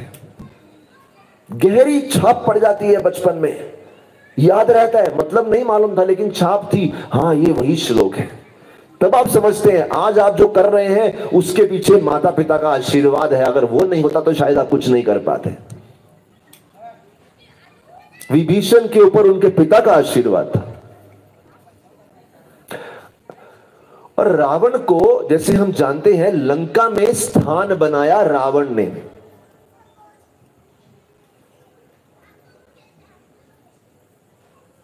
एक इतिहास देखो, लंका का भी निर्माण कैसे हुआ। लंका में जो पर्वत है, त्रिकुट पर्वत, वो कहां से आया? देखिए ये सब इतिहास सुनेंगे तो कोई बहुत अंतर नहीं है। उस समय लोगों में क्या व्यवहार था और आज के समय में लोगों में क्या व्यवहार है, वही सब दोष समाज में रहते हैं। कभी कभी कुछ लोग भक्तों के समाज में आएंगे तो भक्तों के समाज में भी देखेंगे ये सब भक्ति कर रहे हैं, लेकिन यहां भी कभी कभी लोग झगड़ते हैं एक दूसरे से। तो आप बोलेंगे अरे ये झगड़ते कैसे, यहां तो झगड़ना नहीं चाहिए। मैं हमेशा पूछता हूं, कोयले की खान है, कोयले की खान तो सब जगह से काली ही रहेगी ना। उस प्रकार से चाहे लोग भक्ति कर रहे हैं, लेकिन हम सब रह तो इस जगत में ही रहे ना, और इस जगत में बिना किसी कारण के झगड़े होते रहते हैं। जैसे जब भी लॉकडाउन हो गया, कोविड का इन्फेक्शन था, सब जगह वायरस तो था, कोरोना था सब जगह पे। ऐसा नहीं बोलेंगे अरे आप सब तो डॉक्टर हैं, आपके यहां पे कोरोना कैसे आया? किसी ने पूछा ऐसे? अरे डॉक्टर के यहां कोरोना कैसे आया? और इस सब जगह वही दूषित विचार आ सकते हैं जब तक हम उनको दूर रखने का प्रयास ना करें। तो मैं एक कहानी बताता हूं इस बारे में, सुनना चाहेंगे? बस एक ही बच्चे ने बोला हरि बोल। कितने लोग सुनना चाहेंगे? थोड़ा जोर से बोलिए। अभी भी फीका है, और जोर से बोलिए। अरे जोर से बोलिए, अरे और जोर से बोलिए। नगर के लोग बहुत फीके हैं। एक मेरू पर्वत था, मेरू पर्वत था और उसके सामने वायु और वासुकी, वासुकी एक सर्प है, वायु, वायु के भगवान देवता, उन दोनों में युद्ध हो गया। वायु और वासुकी में युद्ध नहीं था, वो प्रेम से थे। दुनिया ने आग लगाई, आप दोनों में शक्तिशाली कौन है? बड़ी सुंदर बात है। कभी कभी दो लोगों में कोई झगड़ा होता नहीं है, दुनिया कान भर के आग लगाता है। वो दुनिया शायद आपके घर का ही कोई व्यक्ति हो, आग लगाएगा। तो वो आप दोनों में शक्तिशाली कौन है? वायु वासुकी बोले हमें कुछ फर्क नहीं पड़ता, हम जीवन जी रहे। नहीं, कोई बोला वायु शक्तिशाली है, कोई बोला वासुकी शक्तिशाली है, चलो कंपटीशन हो जाए। वासुकी सर्प है, उन्होंने मेरू पर्वत को, ये पर्वत है, ऐसा लपेट लिया, जोर से पकड़ लिया, और वायु को बोला कि आप अपने प्रभाव से मेरी पकड़ को तोड़ने का प्रयास करो। वायु प्रयास कर रहे हैं, वासुकी ने पकड़ के रखा है, वायु अपने प्रवाह से तोड़ने का प्रयास कर रहे हैं, पूरा कंपटीशन चल रहा है, ऐसी होड़ लगी है। एक समय पे क्या हुआ, बेचारा जो मेरू, वो सोच रहा है मेरी क्या गलती थी, मेरे को क्यों फंसा लिया बीच में। आप सोचिए, कभी कभी दो महान शक्तियों में झगड़ा होता है तो सामान्य लोगों को बहुत पीड़ा भुगतनी पड़ती है ना। कभी कभी समाज के दो नेता हैं, उनमें झगड़ा हो रहा है, लेकिन पीड़ा तो पूरे नगर को होती है, पूरे साम्राज्य को होती है। तो वो झगड़ा हो रहा है, उसमें मेरु, और हुआ क्या, इतना जोर से वासुकी ने दबाया और वायु ने तोड़ने का प्रयास किया। एक समय मेरु का एक टुकड़ा उड़ के आया और जहां लंका स्थित है वहां पे आके गिर गया, जिस पर्वत के ऊपर रावण ने अपना घर बनाया। ब्रह्मा जी आ गए और इनका झगड़ा चालू था, मैं बड़ा मैं बड़ा मैं बड़ा मैं बड़ा। कभी कभी घर में पति पत्नी में झगड़ा होता है, मैं बड़ा मैं बड़ा। बेचारे बच्चे, एक बच्चा मेरे पास आया, 18 साल का है, छोटा तो बच्चा नहीं है, 18 साल का युवा है। बोले मेरे माता पिता इतना लड़ते हैं, इतना लड़ते हैं, प्रभु जी मन करता है मैं आत्महत्या कर लूं। तो बड़ा दुख होता है बच्चा। मैं बोला कब से लड़ रहे हैं? बोले प्रभु जी बचपन से देख रहा हूं, 18 सालों से देख रहा हूं, बस मेरे को अभी घर में नहीं रहना, मैं ये झगड़ा नहीं देख सकता। हम लोग का भविष्य खराब हो रहा है, माता पिता एक दूसरे पे चिल्लाते हैं, गालियां देते हैं, ये करते हैं फलाना, मेरे पिताजी मेरी मां को मारते हैं। तो दो लोग लड़ रहे हैं, बच्चे पे कितनी पीड़ा हो रही है वो उनको समझ में नहीं आ रहा, एक दूसरे पे अत्याचार कर रहे हैं, मैं बड़ा मैं बड़ा। ब्रह्मा जी आए, ब्रह्मा जी आके बोलते हैं अरे आप दोनों आपस में झगड़ा कर रहे हैं, लेकिन देखो कुछ गुण वायु में है, कुछ वासुकी में है, दोनों में सब गुण नहीं है। अगर आप दोनों हाथ मिला लो, मिल जाओ, तो समाज का कितना कल्याण कर सकते हो। तो अगर कोई बोले मैं बड़ा, अरे छोड़ो ना बड़ा बड़ा, कुछ गुण तुम में है, कुछ तुम में है, मिलके योगदान करो, टीम बनाओ। पति पत्नी भी तो ऐसा ही टीम बनाते हैं, बच्चे का कल्याण करते हैं। जब टीम बनाना नहीं आता, बच्चे का कल्याण नहीं होता, कितनी पीड़ा होती है, समाज को पीड़ा होती है। उधर भी संस्कार का प्रॉब्लम, इधर भी संस्कार का प्रॉब्लम। बहुत जरूरी है सुमित्रा जैसे संस्कार दो, सेवा सहयोग, सेवा सहयोग, सेवा सहयोग। बोलिए जोर से, सेवा सहयोग, सेवा सहयोग। तो ये सुंदर तत्व है संस्कारों का। राम में इतने सुंदर संस्कार, लक्ष्मण में, भरत में, शत्रुघ्न में, और एक तरफ रावण है, कुंभकर्ण है, शूर्पणखा, वो एक अलग व्यक्तित्व है उनका। बाहर से उनके पास शक्ति है, अत्यंत सुंदर बन सकती है, लेकिन अंदर से अत्यंत कपटी, वो भी एक तत्व है। आजकल लोग अंदर से, बाहर से अपने आप को सजा लेते हैं, लेकिन चरित्र कैसा रहता है, अंदर से कितना खोट रहता है। और इसलिए बड़ा मुश्किल हो जाता है पहचानना कौन किस भाव का है। कितना श्रृंगार करते हैं लोग, श्रृंगार के लिए कितनी सामग्री, अच्छे वस्त्र खरीदेंगे, आभूषण खरीदेंगे, लेकिन मन का श्रृंगार तो नहीं करते। तो ये सब चरित्र का दर्शन करवाने के लिए 4 भाइयों का प्राकट्य हुआ। और उसमें से एक बड़ी सुंदर बात आती है, राम जी का प्राकट्य किस कारण से हुआ। 4 कारण बताए गए हैं राम जी का। एक तो रावण को मारना था, एक भक्तों को प्रसन्न करना था, और एक बड़ा ही गुह्य कारण है। एक दिन लक्ष्मी जी राम से बोलती है, विष्णु से बोलती है, भगवान नारायण से, बोले हम लोग ना, मैं आपकी सेवा कर रही हूं, अनंत काल से कर रही हूं, आपके चरणों की सेवा कर रही हूं, लेकिन इतना समय से सेवा कर, हमें थोड़ा भी प्राइवेट समय नहीं मिलता। मैंने देखा है पृथ्वी पे पति पत्नी कभी कभी प्राइवेट घूमने में निकल जाते हैं, उनको प्राइवेट समय मिलता है, हमको नहीं मिलता। क्या है, क्या फायदा शादी करने का? कोई फायदा नहीं। आपसे अच्छा तो पृथ्वी के जो पति लोग हैं ज्यादा अच्छे। तो वो डांट रही थी, तो राम जी ने बोला चिंता मत करो, हम अवतार देंगे, हम पृथ्वी पे दाम्पत्य जीवन व्यतीत करेंगे, पति पत्नी बनेंगे। सीता, एक्चुअली लक्ष्मी जी लगता है नारायण के प्रति कुछ ज्यादा ही, पता नहीं हिंदी में क्या शब्द है, इंग्लिश में बोलते हैं पोजेसिव, क्या बोलते हैं, मतलब अपना अधिकार जमाना, आप केवल मेरे हो बस, और किसी के नहीं हो, एक बार तो क्या हो गया, सीता जी, लक्ष्मी जी भगवान विष्णु के चरणों का सेवा कर रही थी और भगवान विष्णु अनंत शेष पे लेटे हुए थे। सबसे ज्यादा प्रॉब्लम तो लक्ष्मी को अनंत शेष से थी कि मैं जबकि आपके पास रहती हूँ ये हमेशा देखता रहता है हमको, तो समस्या है। बोले सबसे बड़ी प्रॉब्लम तो इनसे है। उनको क्या मालूम था कि जब हम सीता राम बन के जाएंगे तो ये भी लक्ष्मण बन के पीछे पीछे आ जाएगा। इतना सीता जी को कंट्रोल था, लक्ष्मी जी को कंट्रोल था। एक दिन एक कछुआ क्षीर सागर में, उसने देखा कि राम जी के भगवान विष्णु लेटे हुए हैं, सीता जी उनके चरण दबा रही हैं। उनको सोचा कि थोड़ा मैं भी स्पर्श कर लेता हूं, क्या फर्क पड़ता है, चरण ही तो स्पर्श करने हैं। वो अपना मुंडी निकाल के आया बाहर क्षीर सागर से, और उसने निकाला और स्पर्श करने वाला था राम जी के, भगवान विष्णु के चरणों को। लक्ष्मी जी ने बोला हट, तो घबरा गया, अरे इतना भी क्या, चरण ही तो स्पर्श कर रहा, ये चरण केवल मेरे हैं, तुमने मुझसे पूछा, परमिशन लिया?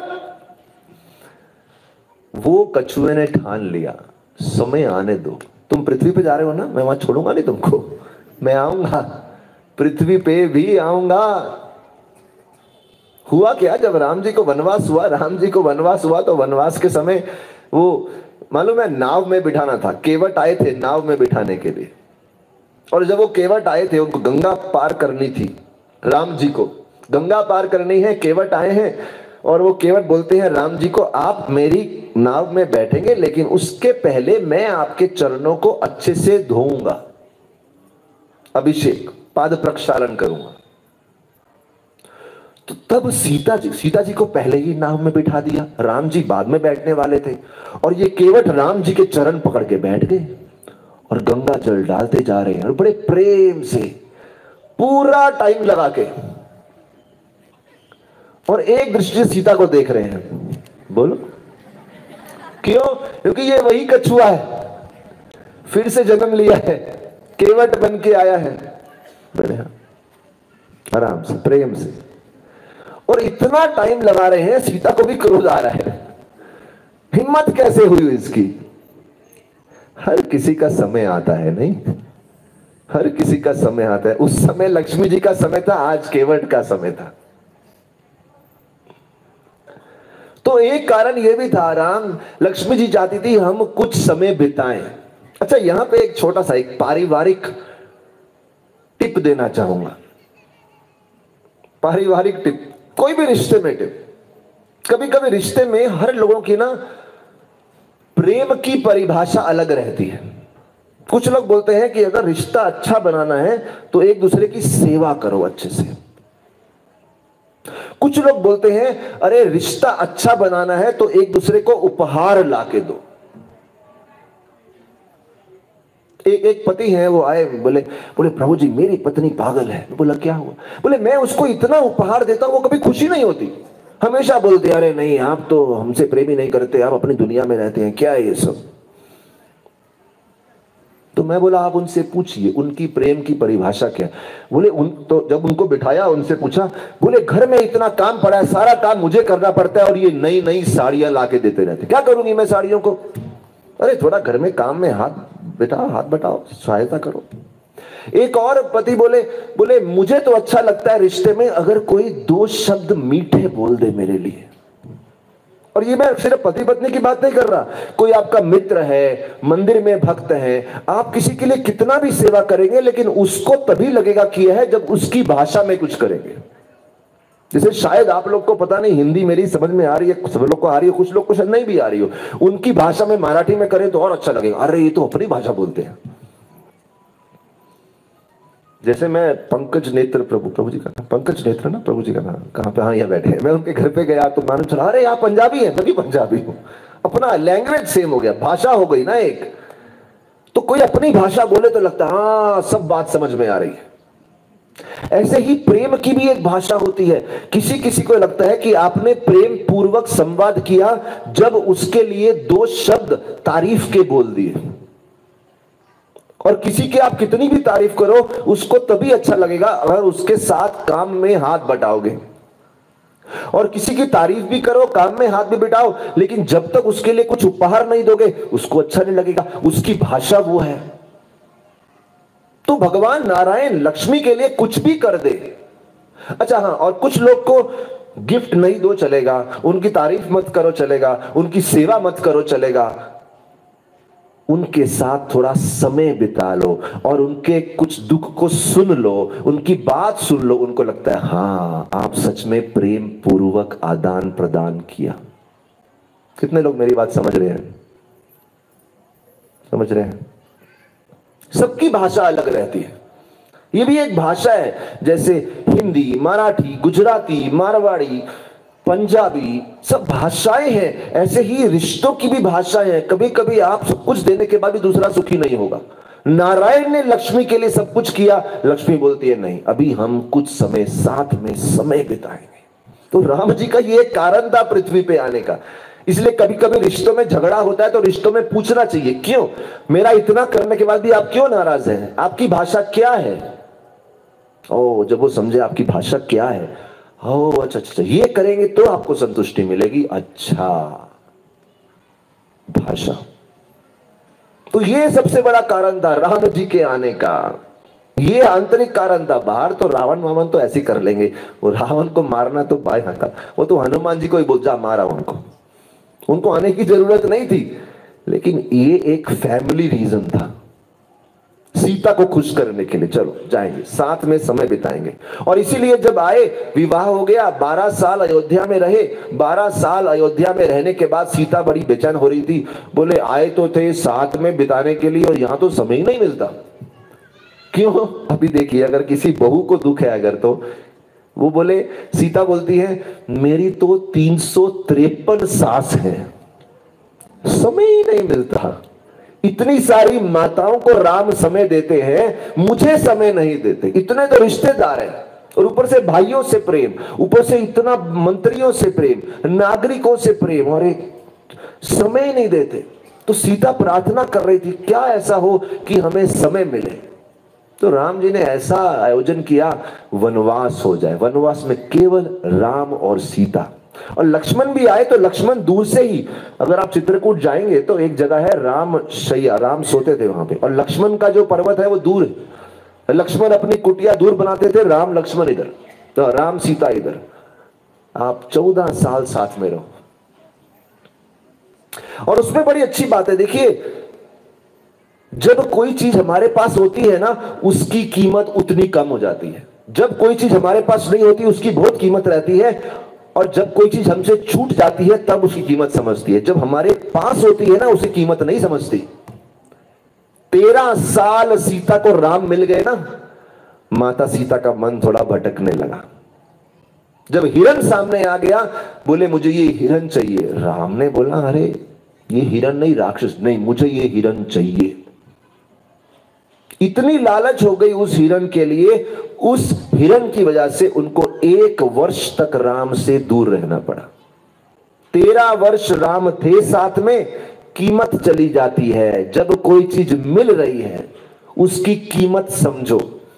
अगर आप सब यहां पे आए हो कथा में, इस कथा में बैठे हो, कथा में बैठे समय ये मत सोचो अरे ये नहीं वो नहीं वो नहीं।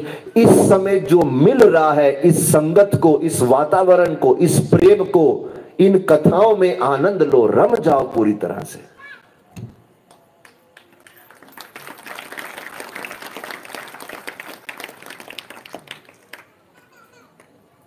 दशरथ महाराज राम में रम गए। मेरी मंद मंद मुस्कनियां राम में रम गए। राम जैसे जैसे बढ़ते जा रहे, दशरथ महाराज का आनंद और बढ़ता जा रहा, और बढ़ता जा रहा। छोड़ते ही नहीं थे राम को देखते रहते थे, देखते रहते थे, देखते रहते थे।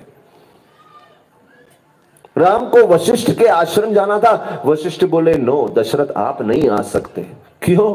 क्योंकि अरे आप ज्ञान देने ही नहीं देंगे, आप तो बस राम को देखते ही रहते हैं।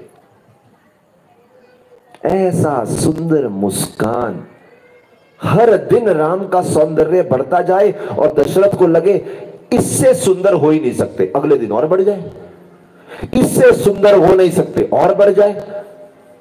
जब भी दशरथ को लगे सृष्टि में सबसे सारा सुंदरता आज आ गई मेरे राम में, अगले दिन और बढ़ जाए। आइए उस सुंदरता का आनंद लेते हैं एक भजन के साथ। हरि बोल।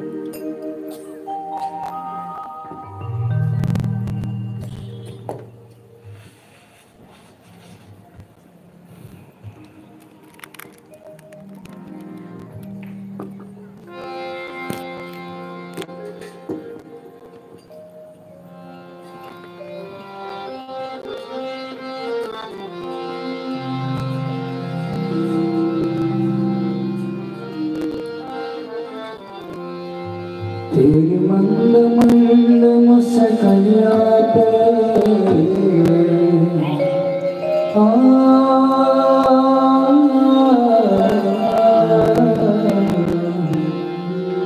तेरी मंद मंद मुस्कानियाँ पे, तेरी मंद मंद मुस्कानियाँ पे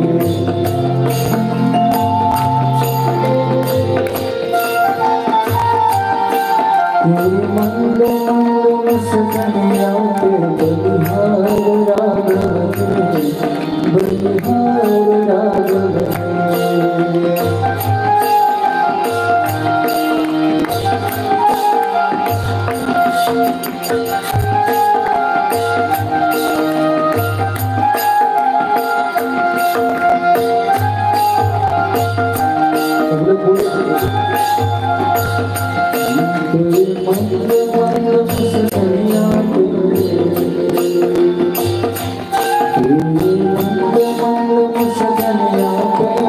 सब बोलिए।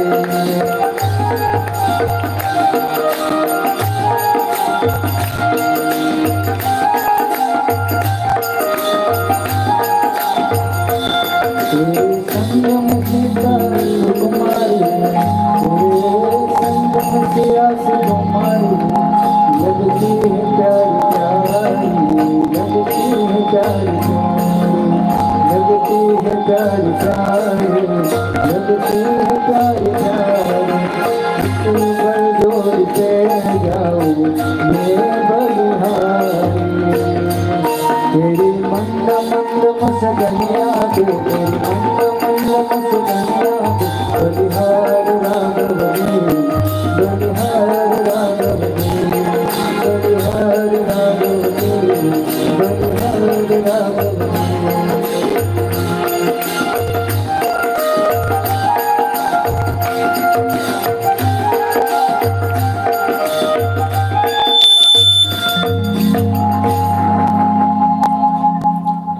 तेरी मंद मंद मुस्कनिया पे बलिहार राघव जी।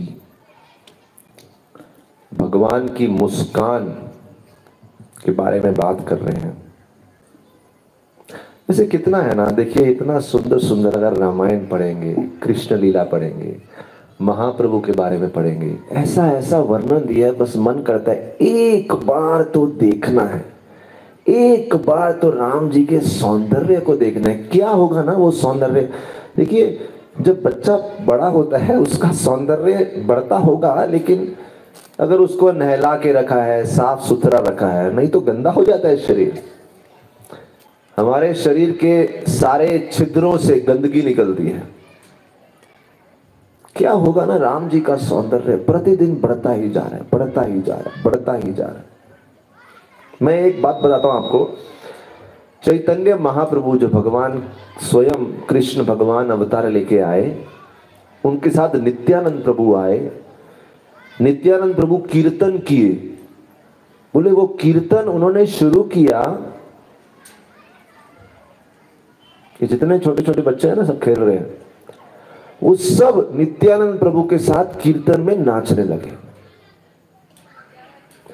नित्यानंद प्रभु ने उनको कीर्तन में ऐसा नचाया, ऐसा नचाया, एक जगह पे लिखा है 1 महीने तक,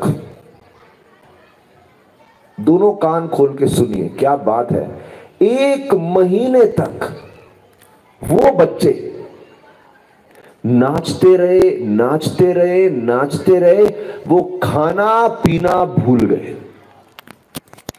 और एक जगह लिखा है 3 महीने तक, मतलब कुछ भोजन नहीं किए, कुछ जल नहीं पिए, 24 घंटा 3 महीना नाच रहे हैं। उस कीर्तन में क्या स्फूर्ति होगी, क्योंकि वो भगवान के सौंदर्य और कीर्तन के उत्साह को देख के इतने प्रभावित हो गए। तो जब हम सुनते हैं ऐसे सौंदर्य, अच्छा कीर्तन, जिसने 1 महीना कुछ ना खाया हो, 3 महीना तो दूर की बात, एक दिन उनको इतना उत्साह आ गया बच्चों को, एक एक बच्चे ने एक एक पेड़ को उखाड़ लिया और पेड़ को उखाड़ के पकड़ के नाच रहे थे, इधर उधर भाग रहे थे, हरि बोल हरि बोल हरि बोल, जय गौरांगा जय गौरांगा जय गौरांगा, इतने उत्साह में। तो ऐसे वर्णन शास्त्रों में दिए जाते हैं, ताकि बोलते हैं हमको शास्त्र, हम सबको बोल रहे हैं, अरे मूर्ख प्राणियों, आप सब इस जगत में आलतू फालतू के विषयों में अपना मन लगाए हैं। अरे सच्चा सुख तो यहां पे है, सच्चा आनंद तो यहां पे है। अपने घरेलू, सामाजिक, पारिवारिक झगड़ों और चिंताओं से बाहर निकलो। यहां देखो, यहां ये आनंद है। क्या आपको ये आनंद चाहिए? बच्चों से अपना मन जम गया है, उनको मालूम है मैं क्या पूछ रहा हूं। बोले हरि बोल। क्या आपको चाहिए? बोले यहां आइए, यहां ये आनंद मिलेगा। इसलिए राम के सौंदर्य का, राम के गुणों का विस्तार से वर्णन है। राम लक्ष्मण भरत शत्रुघ्न, ऐसा प्रेम आपस में। एक दिन 4 भाई 4 पालकियों में, पालना में थे, बच्चे को लिटाते ना पालना में, रोना शुरू, जोर से रो रहे थे। माँ को समझ जाता है बच्चा क्यों रो रहा है, लेकिन तीनों माताओं को समझे, 353 माताओं को नहीं समझा कि ये क्यों रो रहे हैं। वशिष्ठ को बुलाया गया। वशिष्ठ ने बोला, आप लक्ष्मण और राम के पालना को बिल्कुल साथ ले आओ और भरत और शत्रुघ्न के पालना को साथ ले आओ। जैसे ही साथ ले आए, रोना बंद नहीं हुआ, कम हो गया। वशिष्ठ परेशान, अरे इससे ज्यादा क्या कर सकते हैं अभी हम लोग। वशिष्ठ ने बोला, आप लक्ष्मण को राम के पालना में ही डाल दो। जैसे ही लक्ष्मण को राम के पालने में डाला, दोनों भाइयों में ऐसी मुस्कान, रोना बंद। शत्रुघ्न को भरत के पालने में डाल दिया। तब आचार्य बताते हैं, जैसे ही लक्ष्मण को राम के पालने में डाल दिया, दो सिद्धांत स्पष्ट हो गए। एक तो इन भाइयों का प्रेम ऐसा प्रेम है, एक साथ रह के ही खुश है, और दूसरा, लक्ष्मण इस जगत के जीव का प्रतिनिधित्व करते हुए बता रहे हैं, जब तक इस जगत का प्राणी, इस जगत का जीव संपूर्ण रूप से राम भक्ति में केंद्रित नहीं हो जाएगा, कृष्ण भक्ति में केंद्रित नहीं होगा, उसका दुख का पूर्ण रूप से निवारण नहीं होगा। इतना प्रेम था भाइयों में। धीरे धीरे बड़े हो गए, विवाह का समय आया। ये मैं आपसे आखिरी प्रसंग लूंगा आज। विवाह का समय जब ही आया, बहुत सुंदर, दशरथ महाराज बड़े चिंतित थे कि राम के लिए उचित कन्या को ढूंढना है। सभी मंत्रियों को बुलाया, राम का विवाह किनसे होगा। बड़ा सुंदर वार्तालाप चल रहा था मंत्रियों के साथ। वो वाले फलाने राजा की कन्या से विवाह कराएं, उनसे कराएं, उनसे कराएं, इत्यादि इत्यादि। जब चिंता व्यक्त करी और चर्चा हो रही है, उसी समय बड़ी अच्छी चर्चा, और दशरथ ने बोला था अपने सिक्योरिटी सिपाहियों को, कोई भी डिस्टर्ब नहीं करना चाहिए।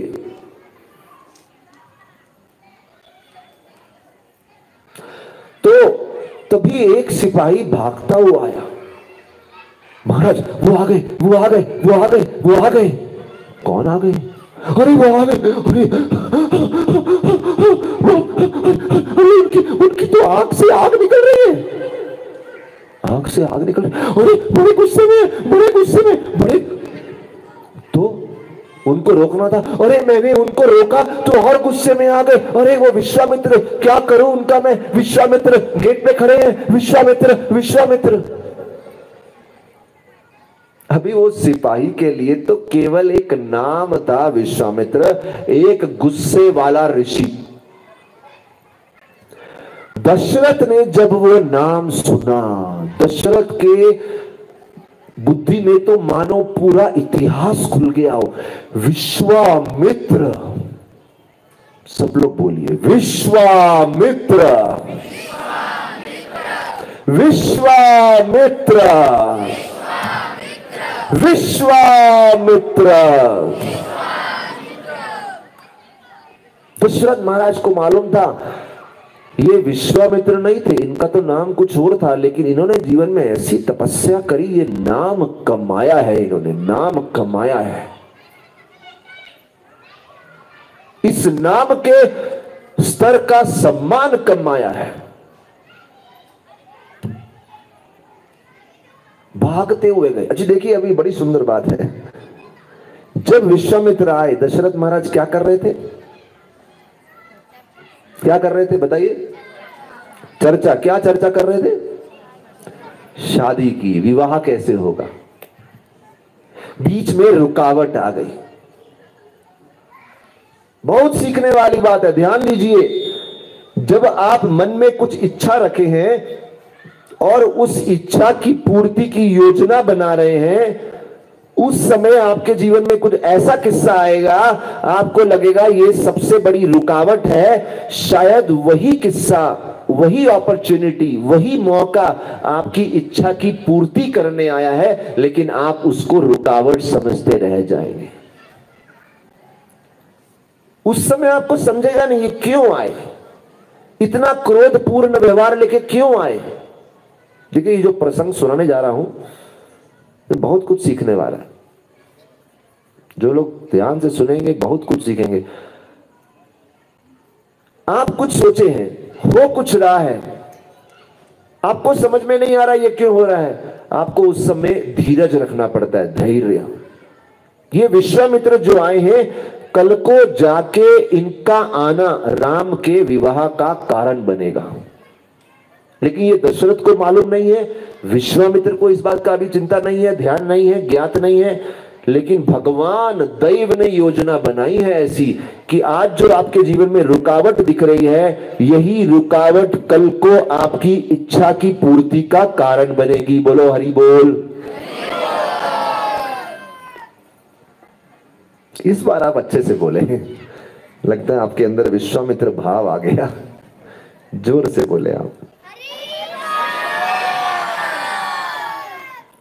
अच्छा, अभी सैनिक के लिए वो एक व्यक्ति है विश्वामित्र, क्योंकि उसने ज्ञान का चश्मा नहीं पहना। दशरथ को मालूम है, दशरथ भागते हुए गए, विश्वामित्र का स्वागत किया। जब किसी का स्वागत करते हैं ना, सबसे पहले उसको जल पिलाते हैं, जल या कुछ शरबत पिलाते हैं। बोले विश्वामित्र को भी शरबत पिलाया। कौन सा शरबत पिलाया? दशरथ महाराज के पास उस समय हाथों में कौन सा शरबत था? रसोई से तो बाद में शरबत बन के आएगा, इस समय उनके पास मीठे शब्द थे। दशरथ महाराज इतने उत्साह में हो गए, बोले विश्वामित्र आप आए हैं, ये तो मानो देवताओं को जैसे अमृत मिल गया, ये तो मानो जैसे हमारे नगर में लंबे समय से सूखा पड़ा है और आपके आते ही ऐसा लग रहा है प्रचुर मात्रा में वर्षा आ गई हो। अरे आपके आने के बाद तो वो सुख मिल रहा है जैसे एक व्यक्ति लंबे समय से संतानहीन है, उसकी इच्छा है संतान हो जाए, लंबे समय से आतुर तत्पर होने के बाद उसको संतान मिलती है। और ये वाली बात दशरथ महाराज बड़े मन से बोल रहे हैं, क्योंकि दशरथ महाराज को भी राम बहुत प्रार्थनाओं के बाद मिले थे। उनको मालूम था संतानहीन होने का दुख क्या होता है। ये सुनने वाली बात है। देखिए, संत के आने से जीवन में अमृत का आभास हो रहा है, अमृत का अनुभव हो रहा है। जीवन में जैसे सडनली वर्षा आ गई हो उसका अनुभव हो रहा है। जीवन में जैसे संतानहीन को पुत्र मिल गया हो। आप में से बहुत मैक्सिमम लोग विवाहित हैं, गृहस्थ बैठे हैं, आप जान सकते हैं संतान जन्म का सुख क्या होता है। मैं किसी के घर में गया, उनके संतान का जन्म हुआ, वो माताजी कभी नाचती नहीं थी, उस दिन बिना म्यूजिक के घर में नाच रही है। कमरे से सड़क पे जाएं, उनकी जो ग्रैंड मदर थी वो ऐसी, अरे मेरा पोता पैदा हुआ है, मेरा पोता पैदा हुआ है। और हमको समझ में नहीं आ रहा क्या खुशी हुई, ठीक है आपको हुआ तो हुआ। इतनी खुश थी, इतनी खुश थी, मेरे को पोता हुआ है। नाच रही है, कमरे में नाच रही है, रसोई में नाच रही है, हर जगह नाच रही है, नाचती हुई चल रही है। दशरथ महाराज बोले आपके आने से वो आनंद आया। और फिर बोलते हैं अगर किसी का धन खो गया हो और खोने के बाद सडनली मिल जाए, आपने ढूंढा ढूंढा ढूंढा। एक बार हमें याद है, हमने हमारा कंप्यूटर लेके गए थे, हम गोवर्धन परिक्रमा गए थे। परिक्रमा में एक जगह पे कंप्यूटर रख दिया, कथा करते करते भूल गए, और उस कंप्यूटर में इतना सारा फाइल सब उसमें हमने सेव नहीं किया था। हमको चिंता हुई कहां रखा। आप में से कितने लोग वृंदावन गए हैं? काफी लोग हैं। वृंदावन गोवर्धन परिक्रमा भी की होगी आपने। आप मानेंगे नहीं, वो उस दिन मैंने जो गोवर्धन परिक्रमा की, पूरा 21 किलोमीटर परिक्रमा कर डाली कंप्यूटर को ढूंढते हुए। कंप्यूटर किधर, कंप्यूटर किधर, कंप्यूटर किधर गया? क्योंकि मेरा कुछ इंपॉर्टेंट फाइल्स था, मेरे को चाहिए था वो किसी भी हालत में, तो पूरा तो नहीं किया रहेगा। 11 किलोमीटर परिक्रमा कर डाला, इधर भाग उधर भाग, अरे वहां तो नहीं रखा, वहां तो नहीं रखा, वहां। और सडनली जब मिल गया रात, तो वो बोलते हैं किसी का कुछ धन गुम गया हो, घूमने के बाद मिल जाए, जो मिलता है विश्वामित्र आपके आने से वो सुख मिला है। और बोलते हैं आपके आने से मेरा राज्य तीर्थ बन गया है, मेरा राज्य धनी बन गया है, मेरा राज्य सबसे ज्यादा मंगलमय बन गया। अब क्या चाहिए, आप आ गए तो। और बोलते बोलते इतने उत्साह में आ गए। दशरथ महाराज को एक बुरी आदत थी, और वो बुरी आदत थी उत्साह में आके खुश होके कुछ भी किसी को प्रॉमिस कर देना, बोल देना आपको मैं ये दूंगा, वो दूंगा, वो दूंगा। उन्होंने बोल दिया अरे आप आए हैं, आप जो मांगेंगे मैं आपकी इच्छा पूरी कर दूंगा। इसलिए बोलते हैं जब आप बहुत सुखी हो ना, बहुत खुश हो, आनंद में कभी किसी को वचन नहीं देना चाहिए। और बहुत दुखी हो, दुख में किसी को गाली नहीं देनी चाहिए, किसी को बुरा नहीं, क्योंकि मुंह से क्या निकल जाए पता नहीं। अत्यंत सुख में, अत्यंत दुख में वाणी पे संयम होना चाहिए। दशरथ महाराज को संयम नहीं था, बोल दिया आप जो मांगेंगे मैं दूंगा, हमारे कुल का नाम है, हमारे यहां से कोई खाली हाथ नहीं जाता, हम तो दान के लिए प्रसिद्ध हैं, दान देते हैं, हमें मालूम है हमसे बड़ा दानी कोई नहीं है, मांगो जो मांगते हो। उनको नहीं मालूम था विश्वामित्र क्या मांगने वाले हैं, बोल दिया। उस दिन प्रभु जी यहां पे क्विज ले रहे थे, आपको इनाम दे रहे थे, आज मैं क्विज लेता हूं। कल भी कथा में दशरथ महाराज ने कुछ प्रॉमिस किया था बिना सोचे समझे, याद है किसी को? किसको प्रॉमिस किया था? माता जी पीछे बैठे हैं, बताइए। नहीं रुकिए रुकिए रुकिए आप अरे आपको इनाम नहीं दूंगा, मैंने पूछा आपसे। ठीक है, जटायु, वेरी गुड। जटायु, आपका भी उत्तर जटायु था। जटायु। प्रभु जी क्विज कौन बना रहा है इधर? हाँ, आज उनको इनाम देना है ठीक है, इनको इनाम मैं अलग से दूंगा। तो जटायु को दिया था, अभी विश्वामित्र को बोल दिया अरे आप जो मांगेंगे वो दूंगा। अभी देखिए विश्वामित्र तो दैव से प्रेरणा से आ गए, आए सीधा आके बोलते हैं दशरथ, और जो मांगने वाले हैं वो बड़ा बहुत ही कठिन चीज है। आज करें कल करें कथा, 8:45 हो गया, क्या बोलते प्रभु जी? हाँ करें, थोड़ा लेट शुरू किया तो थोड़ा 10 मिनट 15 मिनट खींच लेते हैं। कितने लोग को चलेगा आज करें कथा? गुड। ना बोलना चाहे तो भी आपके पास कोई चॉइस नहीं है, क्योंकि हम तो करने ही वाले हैं चलेगा? आज हम अच्छे अच्छे भजन गाने वाले थे, लेकिन वो भी नहीं गा पाए, थोड़ा सा समय ऊपर नीचे हो गया। अभी देखो दशरथ से जो मांगने वाले हैं, तो पहले दशरथ की प्रशंसा करनी है। बोले आप कभी झूठ नहीं बोलते, आप हमेशा सच बोलते हैं, हमें पूरी श्रद्धा है। अरे आपके यहाँ तो ब्रह्मा विष्णु शिव आ जाए, उनको भी आश्रय रहता है कि आप जरूर देंगे। आपके यहाँ इंद्र आ जाए ना, वो भी देते हैं। बोले आपका नाम तो बहुत प्रसिद्ध है सब कुछ देने के लिए, और मेरा नाम विश्वामित्र है, मैं कुछ भी मांगता हूं ना विश्व के भले के लिए मांगता हूं, विश्व का मित्र हूं। और हमारे वन में कुछ राक्षस हैं, मारीच और क्या नाम, सुबाहु, ताड़का के पुत्र हैं, बहुत अत्याचार कर रखा हुआ है उन्होंने, और इतना अत्याचार करने की वजह से हम अपने यज्ञ नहीं कर पा रहे। और विश्वामित्र बोलते हैं उनको तो मैं खुद भी मार सकता हूं, लेकिन मैंने प्रतिज्ञा ली है कि मैं किसी पे हिंसा नहीं करूंगा, इसीलिए मैं आपसे याचना करने आया हूं, आप मार दीजिए, आप कुछ व्यवस्था कीजिए उनको अंत करने के लिए। तो दशरथ सोच ही रहे थे क्या व्यवस्था करें, उसके पहले विश्वामित्र ने बोल दिया सबसे उत्तम काम ये होगा अगर आप मुझे अपना पुत्र राम दे दें। दशरथ ने तो बोल दिया था आप जो मांगेंगे, और दशरथ महाराज को हर पल राम को देखना होता था, राम के बिना नहीं रह सकते थे। दशरथ के लिए परीक्षा थी। यहां पे मैं आपको दो चीजें आज बताने जा रहा हूं इस कथा के माध्यम से। एक क्या है, वो ये है, अगर आपको याद हो दशरथ ने खूब दान दिया था राम जन्म के यज्ञ में। क्यों दिया था? क्योंकि ऋषय श्रृंग ने बोला था दान दो। उस समय एक ब्राह्मण ने बोला दान दो, इन्होंने दान दिया, दुनिया ने बोला अरे कितने आज्ञाकारी राजा हैं। आज भी तो एक ब्राह्मण बोल रहे हैं दान दो, उस समय धन दान देने को बोला था, आज पुत्र दान देने को बोला। आज दशरथ संकोच कर रहे थे, नहीं नहीं नहीं दूंगा। इसका मतलब उस समय जब दान दिया, उस दान के पीछे उनका स्वार्थ था, उनको पुत्र चाहिए था, और उसके लिए लोग बोल रहे हैं अरे बड़े आज्ञाकारी हैं, बड़े आज्ञाकारी हैं, बड़े आज्ञाकारी हैं। आज आज्ञाकारी बन के दिखाओ ना। सिर्फ आपने किसी की आज्ञा का पालन किया, सिर्फ उससे व्यक्ति की प्रशंसा नहीं होती, वो आज्ञा की पालन क्यों किया। उस समय धन दिया, खूब धन दिया, सब लुटा दिया, लेकिन पुत्र चाहिए था बदले में। आज बोल रहे हैं पुत्र दान में दो, संकोच कर रहे हैं, पुत्र नहीं दूंगा। अभी देखिए विश्वामित्र देख रहे हैं, इनके चेहरे पे संकोच है। बोले रावण के आभूषण बड़े सुंदर थे, रावण नहीं क्या, दशरथ के आभूषण बड़े सुसज्जित थे, लेकिन उनके पीछे मुरझाया हुआ चेहरा दिख रहा था, दुखी है, पुत्र नहीं देना चाहता।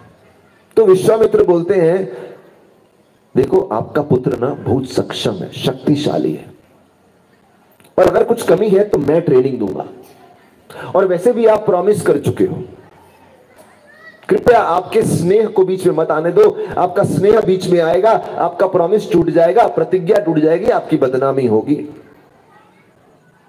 बस पुत्र दे दो राजा, सोचो मत ज्यादा। उनको मालूम था विचार किया तो फिर पीछे हट जाएगा।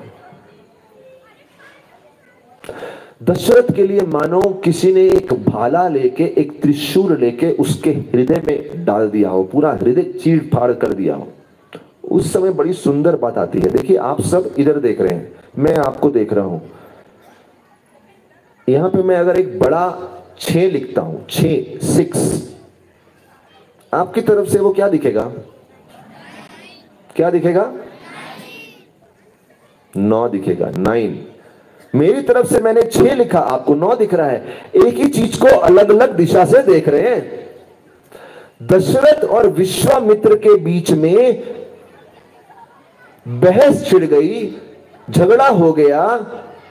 चीज एक ही है, दोनों के देखने का दृष्टिकोण अलग है, क्योंकि दोनों अपने अपने चश्मे से देख रहे हैं। लाल रंग का चश्मा, नीले रंग का चश्मा दोनों ने पहना है, दोनों का देखने का नजरिया अलग है। इधर दशरथ है, इधर विश्वामित्र है, यहां वशिष्ठ बैठे हुए सब देख रहे हैं।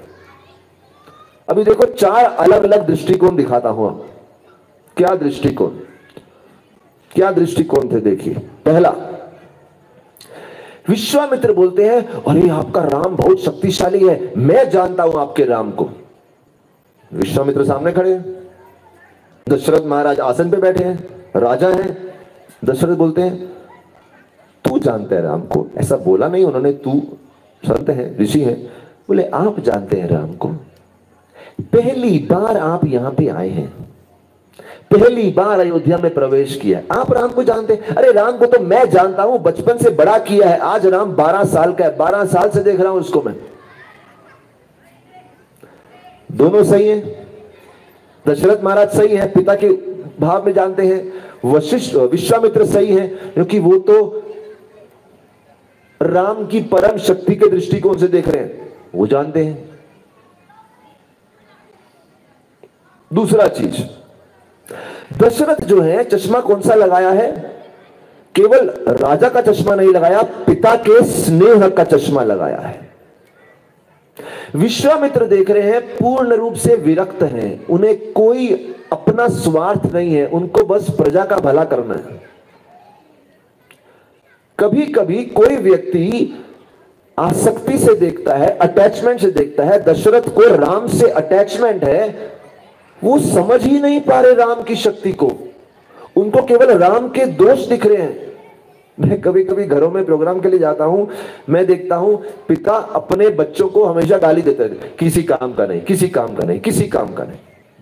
तो मैं सोचता हूं ये लड़का आपको मालूम है कितना सेवा करता है, कितना योगदान देता है, कितना होशियार है, कितना बुद्धिमान है। पिता बोलता है मुझे मालूम है, बेकार है ये लड़का। कितने लोगों ने घर में ये होता हुआ देखा है, कभी कभी माता पिता बच्चों को बोलते बेकार है, बेकार। देखा है, मैं देख रहा हूं युवक लोगों ने हाथ खड़ा किया, युवतियों ने भी हाथ खड़ा किया। माता पिता बोलते होंगे हाँ ये तो बेकार है। ये भी एक कला है, एक उम्र के बाद बच्चों की ज्यादा भर्त्सना नहीं करनी चाहिए, बेकार है बेकार है, उनके गुण देखने चाहिए। लेकिन पिता प्रेम से ना बोलते हैं तुम्हारा मल मूत्र मैंने साफ किया है, मुझे मालूम है तुम्हारी गंदगी क्या है। लेकिन विश्वामित्र उस दृष्टिकोण से नहीं देख रहे। अच्छा, दशरथ का दृष्टिकोण क्या है? बोल रहे जो राम है ना, इस गद्दी पे बैठने वाला है मेरे बाद। विश्वामित्र बोल रहे हैं, बोले इस गद्दी पे, अरे राम तो पूरी सृष्टि की गद्दी पे बैठते हैं। दोनों सही है, अगर मैं बोलूं 6 है, आप बोले 9, दोनों सही है। फिर बोलते हैं, दशरथ बोलते हैं, अरे ये बालक तो कौशल्या के गर्भ से जन्मा है, मुझे मालूम है, छोटा सा था, मैंने देखा है कितना शरारती है, फलाना फलाना फलाना। वो बोलती है कैसे किसी के गर्भ से जन्म सकता है, पूरी की पूरी सृष्टि इस बालक के अंदर रहती है। तो ऐसे लंबा है, लेकिन एक सुंदर बात क्या है, दोनों अपनी अपनी जगह पे सही हैं। इस पे मैं 1 घंटा कथा कर सकता हूं, लेकिन आपको संक्षिप्त में सुना रहा हूं मैं। कृपया इस बात को समझिए, जब 2 लोगों में झगड़ा होता है, दोनों अपनी अपनी जगह सही हो सकते हैं। एक 6 देख रहा है, एक 9 देख रहा है। दशरथ बोल रहे हैं मैं अपना बेटा नहीं दूंगा, विश्वामित्र बोल रहे हैं मैं आपका बेटा लेके ही जाऊंगा। वशिष्ठ देख रहे हैं, वशिष्ठ सोचते हैं, और इतनी देर वशिष्ठ आते ही नहीं है। क्यों नहीं आते हैं? क्योंकि जब तक दशरथ गुस्से में है, पुत्र को पकड़ के बैठा है, वशिष्ठ बोल रहे हैं मैं नहीं जाऊंगा। क्योंकि ज्ञान आप कब दे सकते हैं? जब व्यक्ति विनम्र हो जाए। जब व्यक्ति अहंकार में होता है, उसको ज्ञान नहीं दे सकते। यहां पे अगर 500 लोग बैठे हैं, 500 में से कुछ लोग ज्ञान लेके जाएंगे और कुछ लोग ऐसे ही मनोरंजन करके चले जाएंगे। क्यों? कौन किस भाव से ज्ञान लेने आया है? जब तक दशरथ पूरी तरह से विनम्र नहीं हो गए, घबरा नहीं गए, उनको जरूरत नहीं पड़ी अरे कोई आके हेल्प करो, तब तक वशिष्ठ नहीं आए। और आने के पहले उन्होंने विश्वामित्र से परमिशन ली, क्या मैं आऊं, क्या मैं सहायता करूं? वशिष्ठ आए, उन्होंने दशरथ महाराज को बड़े प्रेम से समझाया। बोले आपका भी दुख सही है, आप चिंता कर रहे हैं राम की, राम वन में चले जाएंगे, कौन संभालेगा उनको? हाँ सही, पिता का दृष्टिकोण होना चाहिए। लेकिन आप समझिए, विश्वामित्र की शक्ति को समझिए। विश्वामित्र के, उनके पास सारे अस्त्र हैं, उनके पास ट्रेनिंग है, वो खुद भी कर सकते हैं। लेकिन जब वो राम को लेके जाएंगे, उसके पीछे एक बड़ा कारण है। आगे चल के आप ही बहुत खुश होंगे कि अच्छा हुआ विश्वामित्र राम को ले गए। उन्होंने कारण नहीं बताया, क्योंकि आगे चल के इसी कारण से राम जी का क्या होगा? होगा। लेकिन 100 बातों की एक बात मैं बताऊंगा कि यहां पे विश्वामित्र हैं, यहां पे दशरथ हैं, दोनों के बीच में बहुत रस्सा कशी चल रही है। राम मुझे दे दो, राम मुझे दे दो। दशरथ राम को छोड़ नहीं पा रहे, क्योंकि दशरथ आसक्त है राम से। उस समय वशिष्ठ एक बहुत सुंदर बात बोलते हैं। बोले जब महान लोग हमारे जीवन में आते हैं, वो परमानेंट कभी नहीं रहते, वो आते हैं, योगदान करके चले जाते हैं। जैसे एक पार्सल है, ये पार्सल मैंने इनको दिया, इन्होंने आगे दिया, उन्होंने आगे दिया, आगे दिया, उनको मालूम है उनके हाथ में कुछ समय के लिए ही रहेगा। राम वो महान शक्ति है, वो एक मिशन में है, एक कार्य में है, परमानेंट आप उनको अपने पास रखेंगे नहीं। अरे खुश रहो, सुखी रहो, कुछ समय के लिए आए, आपको आनंद दिए, चले गए, आप उनको पकड़ के नहीं बैठ सकते।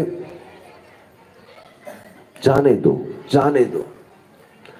जब वशिष्ठ विस्तार से, प्रेम से दशरथ का दुख समझ के उनको समझाते हैं, तब उनको समझ में आता है।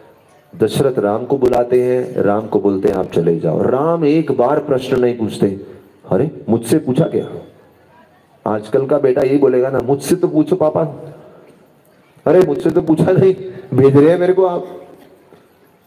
राम को मालूम था, राम का जब जन्म हुआ ना, तो वशिष्ठ ने बोल दिया इनकी सबसे बड़ी महानता क्या होगी, इनके वरिष्ठ जो बोलते हैं सर झुका के हां में हां मिलाते हैं। राम चुपचाप निकल गए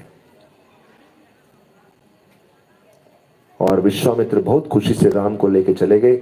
और विश्वामित्र के साथ प्रभु रामचंद्र ने कौन कौन सी लीला वन में की, उनका वर्णन हम सब कल करेंगे। हरे कृष्णा। श्री रामचंद्र भगवान की जय, श्रील प्रभुपाद की जय, सभी एकत्रित भक्तों की जय। हरि बोल। ई नवा माझ्या यूट्यूब चॅनलला सबस्क्राईब करा आणि बेल आयकॉनवर प्रेस करा।